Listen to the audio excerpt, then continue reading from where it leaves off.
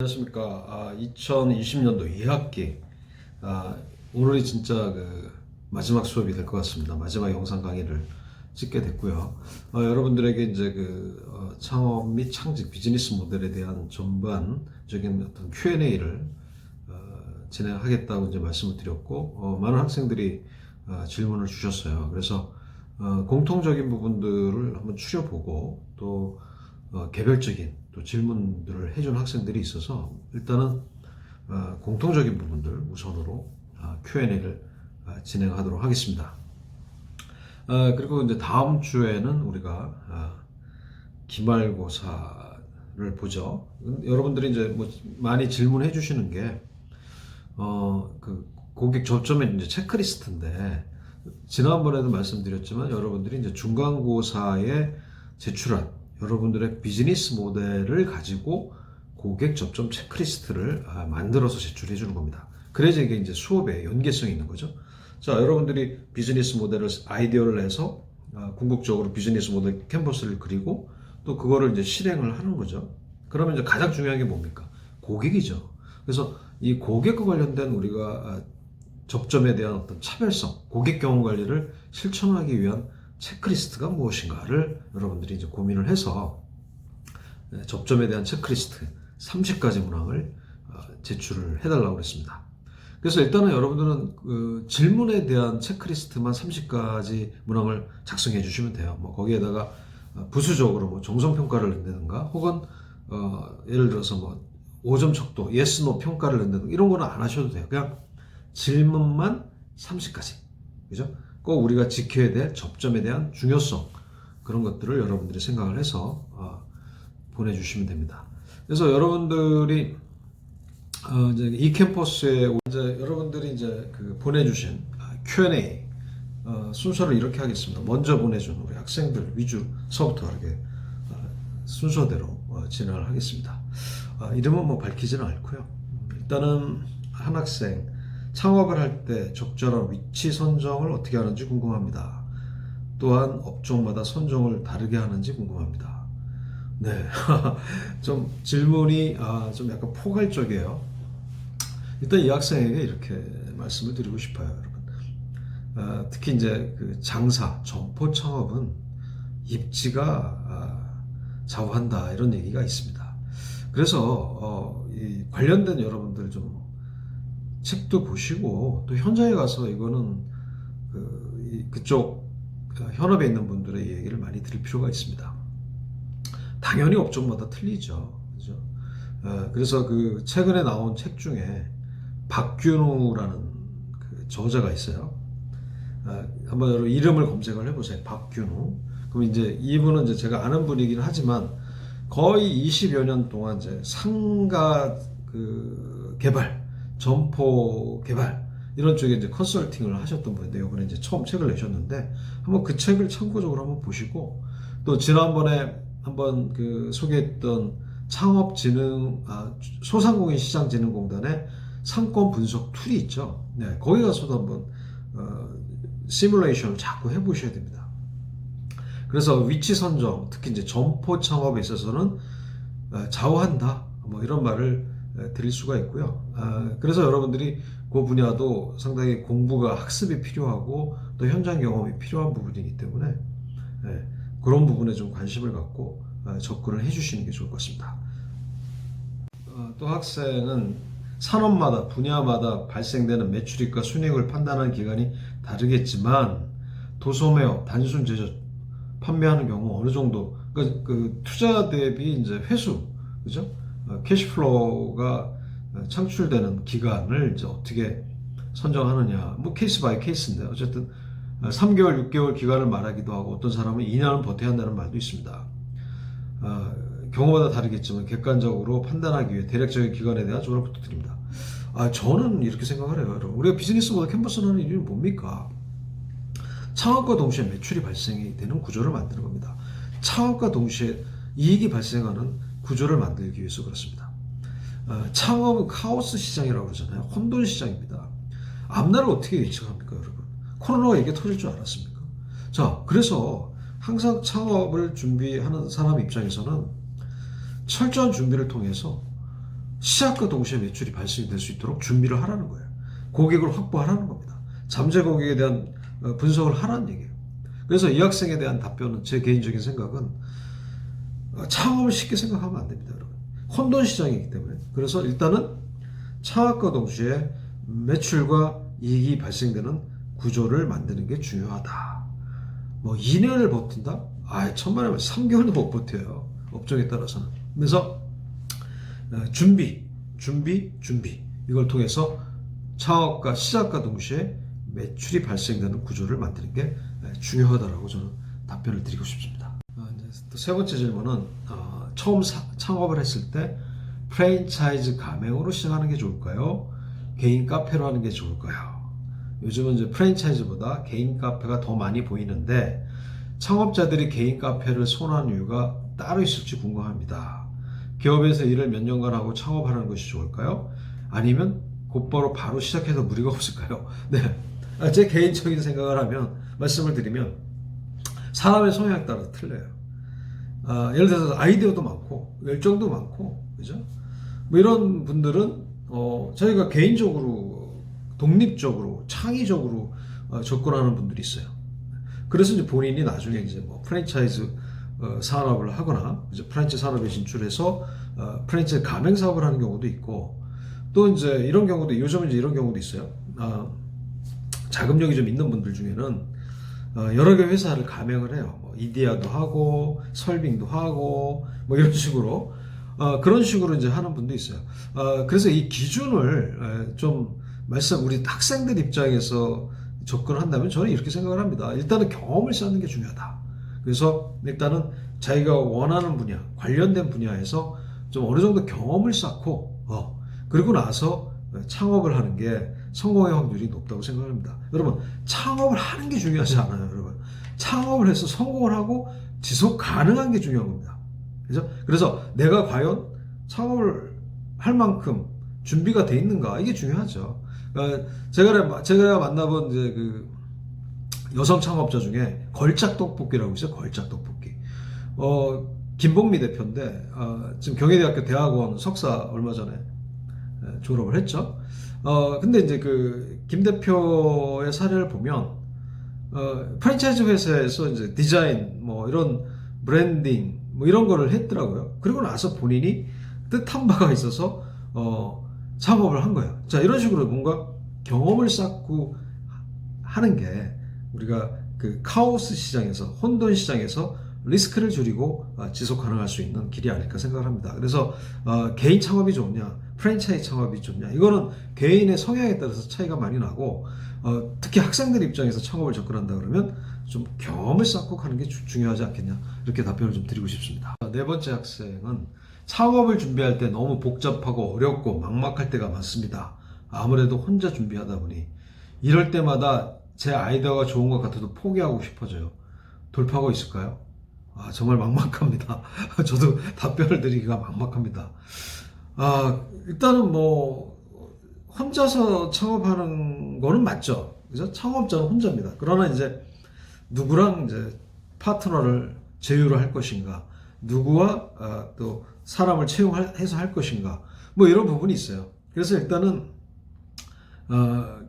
우리 학생들 입장에서는 좀 그 창업 멘토를 좀 모시는 것도 중요할 것 같아요. 그래서 그게 이제 현실적으로 어려우면 정부기관이나 학교기관, 그죠? 우리 창업보육센터라든지 또는 창업진흥원에 여러분들 사이트 들어가면 이 창업을 지원하는 기관들이 굉장히 많습니다. 그죠? 메이크스페이스, 뭐 또 각 지역에 있는 그 지원센터들, 대학생 창업 지원센터들. 그래서 여러분들이 창업진흥원 사이트에 가서 좀 내가 혼자서 하기보다는 뭔가 멘토나 혹은 파트너를 좀 찾을 수 있는 채널들을 확보를 해서 진행하는 게 좋을 것 같아요. 너무 막연하게 접근하는 것은 실패의 확률이 굉장히 높습니다. 자, 그 점을 좀 분명히 해줬으면 좋을 것 같아요. 다섯 번째 질문은 이제 전문가가 보기에 성공적인 SNS 마켓 사업의 필수 조건은 무엇인가요? 네, 질문이 좀 어렵습니다. SNS 마켓. 뭐 일단 유튜브도 있을 수 있고, 그죠? 뭐 인스타도 있을 수 있겠죠. 저도 유튜브를 시작한 지 한 2년 됐습니다. 근데 아직도 구독자가 1000명이 안 됩니다. 그 이유는 뭘까요? 여러분들이 한번 제 채널 한번 봐보세요. 왜 구독자가 안 될까요? 저는 이제 일단 이제 창업 창직이라는 비즈니스 모델, 이제 우리 퇴직자분들을 위해서 이제 이 채널을 가동시키고 또 우리 학생들 정보를 공유하기 위해서 사실은 이 채널을 만들었는데, 저랑 같이 시작하신 분들 중에 뭐 지금 막 빵빵 뜨는 사람들이 몇 명 있어요. 그분들과 처음에는 좀 교류도 했었는데, 그분들의 이제 그 채널을 보면 역시 독창성이더라고요. 독창성. 그 이제 ASMR이라는 먹방을 하더라도 이 독창성을 갖고 하더라고요. 그리고 이제 그 퀄리티가 좋아요. 퀄리티가 화면 퀄리티, 그죠? 편집, 기획 이런 것들이 훌륭하게 돼 있습니다. 그러니까 어떤 그 SNS 채널, 유튜브만 가지고 좀 말씀을 드린다면, 저도 이제 유튜브를 한 지 거의 2년이 다 돼가니까 한번 제 의견을 피력한다면, 역시 좀 그 컨텐츠가 좀 좋아야겠다.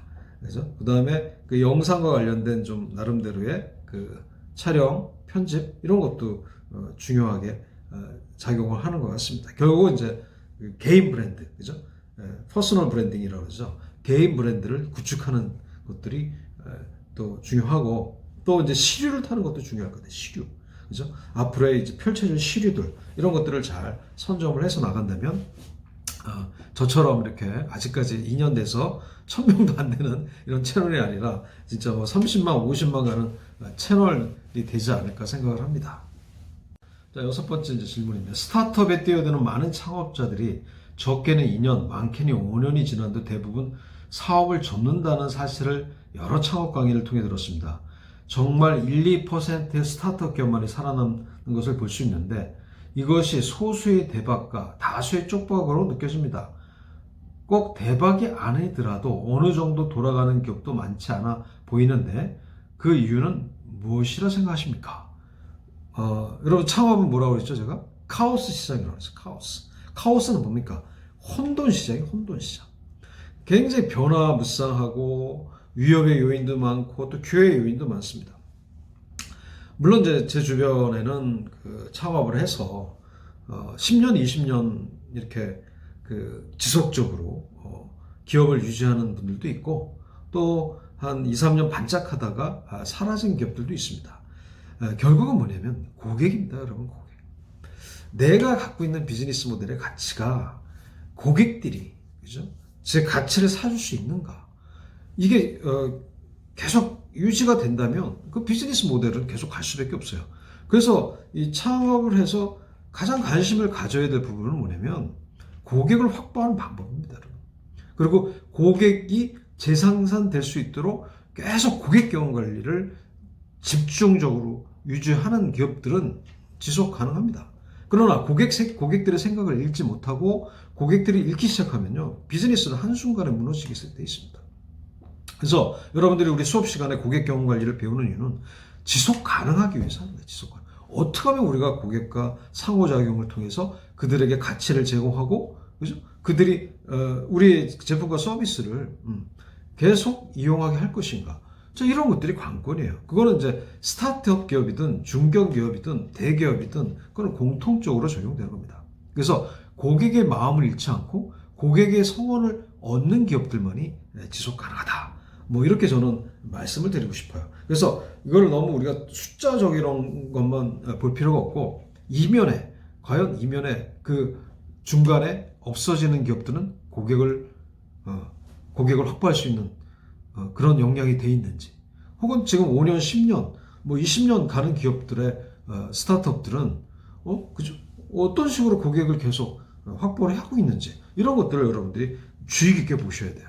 그래서 너무 숫자에 의미를 두지 마시고 그 이면에 어떤 것들이 존재하는지를 보시는 게 중요하다고 생각합니다. 첫 번째 질문인데, 여태까지 보셨던 비즈니스 모델 중 가장 인상 깊었던 모델은 무엇인가요? 그리고 왜 그 비즈니스 모델이 가장 인상 깊으셨나요? 궁금합니다. 비즈니스 모델도 특허 같은 것이 존재하나요? 네. 일단 비즈니스 모델 당연히 특허가 존재하죠. 제가 만나본 이제 창업자 중에 이제 설빙을 창업했던 정선희 대표라고 있습니다. 이 정선희 대표가 직장 생활을 할 때 제가 그 미스터 셔파, 저희 미스터 셔파로서 같이 좀 참여를 좀 해주신 분이 있어요. 직장 생활 하면서 이제 그 경험을 쌓기 위해서 그분이 이제 미스터 셔파를 했는데, 그리고 나서 창업을 합니다. 외식업에 도전을 한 거예요. 그죠? 뭐 집안이 외식업 하던 집안도 아니고, 본인이 뭐, 물론 이제 관련 전공, 뭐 식품 영양을 했고, 또 관련된 일본에서 베이커리 같은 것도 학습을 했고, 그러니까 나름대로 충분히 준비를 한 거죠. 그래서 이제 창업을 한 거예요. 어디 부산에서 인절미 토스트와 인절미 빙수로 대박이 났죠, 여러분. 대한민국 프랜차이즈 산업 역사상 가장 빠르게 성장을 한 그 비즈니스 모델 중에 하나가 바로 설빙입니다. 설빙. 여러분 다 아시잖아요, 설빙. 자, 기존의 어떤 그 빙수라는, 그죠? 크지 않은 시장을 다시 재정립을 한 거예요. 재분석을 한 거예요. 그리고 새로운 유니크한, 독특한, 그죠? 재료와 그런 시스템으로 이 프랜차이즈 사업에 뛰어들어서 큰 성공을 이뤘죠. 제가 2013년도 5월 달에 부산에서 설빙 대표를 만났어요. 그때는 뭐 프랜차이즈가 아니었어요. 그러니까 단독 매장이었다, 단독 매장. 근데 5개월 만에 저한테 연락이 왔어요. 대표님, 저 프랜차이즈를 하고 싶은데 어떻게 하면 좋을까요? 뭐 좋은 사람 좀 소개해 주세요. 이렇게 연락이 온 거예요, 여러분. 그래서 좀 물어봤어요. 아니, 지금 뭐 매장이 몇 개인데 프랜차이즈랍니까? 그랬더니 벌써 한 50개의 가맹점을 확보를 했다고 그러더라고요. 자, 결국 뭐냐면 비즈니스 모델이 가치가 있으면 투자자가 생기고, 비즈니스 모델이 가치가 있으면요, 여러분, 누가 가맹점이 생기는 겁니다. 그래서 과연 내 비즈니스 모델이 가치가 있는가를 우리가 항상 생각을 하고 창업을 준비해야 됩니다. 과연 여러분들의 비즈니스 모델은 가치가 있습니까? 라고 저는 되묻고 싶어요. 예를 들어서 스타트업 기업들에게. 그래서 가장 지금 인상적으로 만났던 비즈니스 모델은 빙수였다. 빙수, 설빙이었다. 라고 말씀을 드렸습니다. 왜냐하면 직접 만나본 사람이기 때문에 그렇습니다. 자, 우리 학생들 이번 Q&A 중에 가장 공통적인 그 질문 사항 중에 하나가 포스트 코로나 시대 유망 비즈니스 모델이 뭐예요? 이거예요, 여러분. 자, 여러분 뭐라고 생각하십니까? 자, 우리가 유망 비즈니스 모델이 뭐라고 그랬죠? 결국은 내가 잘할 수 있거나 내가 좋아하는 거를 했을 때 그게 유망 비즈니스 모델이지. 자, 그래서 인공지능이다, 뭐 딥러닝이다, 빅데이터다, 가상 체험이다를 가지고 하는 비즈니스 모델이 유망하다라고 얘기를 많이 합니다. 근데 여러분들과 무슨 상관이 있습니까? 상관없잖아요. 결국은 내가 하고 있는, 그죠? 내가 경험한 내 경력과 관련해서 내가 잘할 수 있거나, 그죠? 좋아할 수 있는 게 바로 유망 비즈니스 모델이에요. 그거는 포스트 코로나든 비포 코로나든 현재 이 시점에서도 마찬가지입니다. 결국 유망 비즈니스 모델은 뭐예요? 내가 할 수 있는 게 유망 비즈니스 모델이에요. 잘할 수 있는 게, 지속 가능할 수 있는 게, 그게 이제 유망 비즈니스 모델입니다. 물론 우리가 이제 백지에서 시작을 한다, 이렇게 생각을 한다면 일단은 여러분들이 정부 정책을 잘 읽으셔야 돼요. 그렇죠? 그래서 내년에 뭐 500조가 넘는 그 예산이 편성이 돼서 풀리는 거 아닙니까? 돈을 가장 많이 쓰는 창업 조직에서, 그죠? 가장 많이 쓰는 거는 정부입니다, 정부. 그래서 정부의 제도를 잘 이해하고 활용하는 것도 굉장히 중요해요. 또 제가 아는 어떤 그 대학원 제자분이 이제 컨설팅 사업을 하는데, 이분은 뭐 다른 거 안 해요. 그냥 그 조달 시장, 정부에서 나오는 조달 시장에서 나오는 그런 것만 입찰 같은 거를 해서 그거 가지고 지속성을 유지하는 그런 분도 있어요. 그러니까 다 틀린 거죠. 케이스 바이 케이스입니다.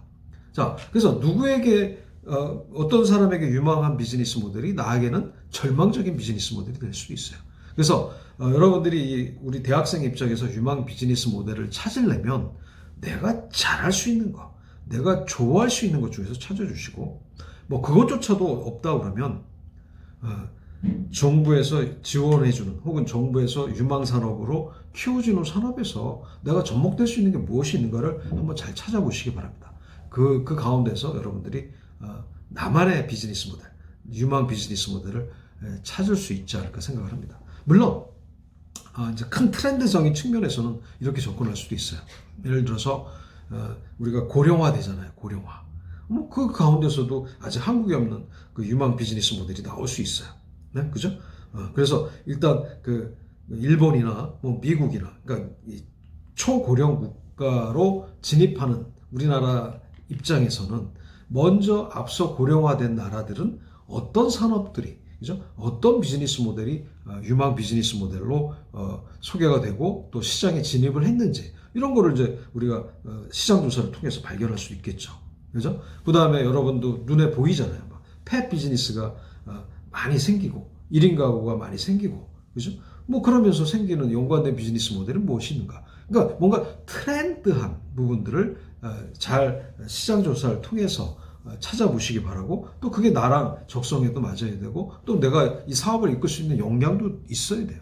그래서 그런 부분들을 잘 참고를 해주시면 좋을 것 같습니다.